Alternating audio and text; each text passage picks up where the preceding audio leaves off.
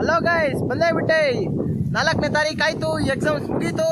ಇನ್ನ ಎಕ್ಸಾಮ್ಸ್ ತಲೆ ಟೆನ್ಷನ್ ಅರ್ಧ ಬಿಸಾಕಿದ್ದೀನಿ. ಎಕ್ಸಾಮ್ಸ್ ಚಿಂದಿ ಚಿಂದಿ ಚಿತ್ರಾನ್ನ ಮಾಡಿದ್ದೀನಿ, ಸೂಪರ್ ಆಗಿ ಬರ್ತಿದ್ದೀನಿ. ಪಾಸ್ ಆಗ್ತದಂತ ಫುಲ್ ಇದೆ, pass or fail, exams is over ಅಂತ ಮುಗಿಸ್ ಬಿಸಾಕಿದ್ದೀನಿ. ಇನ್ಮೇಲಿಂದ ದಿನಾಗ್ಲೂ ಡೈಲಿ ವ್ಲಾಗ್ಸ್ ಬರ್ತಾನೆ ಇರ್ತದೆ.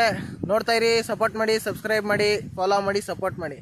ಎಕ್ಸಾಮ್ ಮುಗಿಸ್ಕೊಂಡು ಲಗೇಜ್ ತುಂಬ ಬಟ್ಟೆಗಳನ್ನೆಲ್ಲ ಪ್ಯಾಕ್ ಮಾಡ್ಕೊಂಡು ಶಿಸ್ತಾಗಿ ಪೆಟ್ರೋಲ್ ಸ್ವಲ್ಪ ಹಾಕ್ಸ್ಕೊಂಡು ಸ್ವಲ್ಪ ದಿನ ರಜೆ ಇರ್ತದೆ. ನಮ್ಮೂರಿನ ವಿಡಿಯೋಗಳು ಇನ್ನೂ ಚೆನ್ನಾಗಿ ವಿಡಿಯೋಗಳು ಮಾಡ್ತೀನಿ.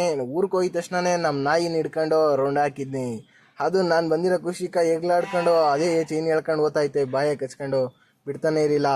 ನಮ್ಮ ಟೋನಿ ಇನ್ನೂ ಸ್ವಲ್ಪ ತಟ್ಟಾಡಿಸಿ ಸ್ವಲ್ಪ ಊಟ ತಿನ್ಬೇಕಾಯ್ತು. ಊಟ ತಿನ್ಕೊಂಡು ಮತ್ತೆ ನಾನು ತೋಟದ ಕಡೆ ಹೊಲ್ಟೆ. ತೋಟದ್ರ ಏನು ಕೆಲಸಪ್ಪ ಅಂದರೆ ಹೀರೆ ಹಾಕೋದು. ಹೀರೆ ಹಾಕಕ್ಕೆ ಬಂದಿದ್ದೀನಿ. ಹೀರ್ಯಾ ನೋಡಿ, ಹೀರ್ಯಾ ಫುಲ್ಲು ಬೇಗ ಬೆಳವಣಿಗೆ ಚೆನ್ನಾಗಿ ಹೀರೆ ಹಾಕೋದು.